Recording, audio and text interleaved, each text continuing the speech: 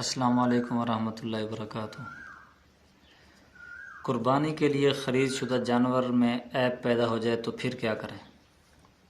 اگر غریب یعنی غیر صاحب نصاب شخص نے قربانی کے لیے صحیح سالم جانور خریدا اور پھر اس میں ایسا عیب پیدا ہو گیا کہ جس کی وجہ سے قربانی جائز نہیں ہے، مثلا ٹانگ ٹوٹ گئی یا نظر چلی گئی، تو غریب کے لیے اسی جانور کی قربانی جائز ہے۔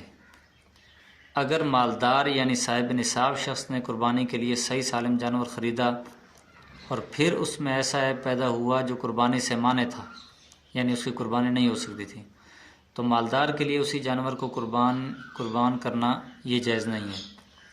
البتہ اگر قربانی سے پہلے اس کا عیب ٹھیک ہوا تو قربانی درست ہو جائے گی۔ اور اسی طرح یہ بات یاد رکھیں کہ ذبح کے دوران جانور میں جو عیب پیدا ہو جائے تو اس سے قربانی میں فرق نہیں آتا، مثلا ذبح کے دوران جانور کی ٹانگ ٹوٹ جائے وغیرہ، اور اس حکم میں مالدار اور غریب دونوں برابر ہیں۔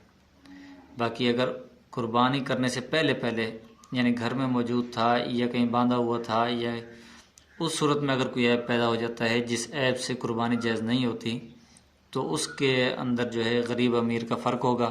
غریب اسی جانور کو کر دے گا اور امیر اگر ٹھیک ہو گیا تو اسی کا کرے گا، اگر ٹھیک نہ ہوا تو دوسرا جانور خریدے گا۔ یہ فتاوی ہندیہ میں موجود ہے، کتاب الوضیہ میں۔ اسی طرح تحفۃ الفقہاء میں بھی یہ مسئلہ موجود ہے۔ اللہ رب العزت سب کو عمل کی توفیق عطا فرمائے۔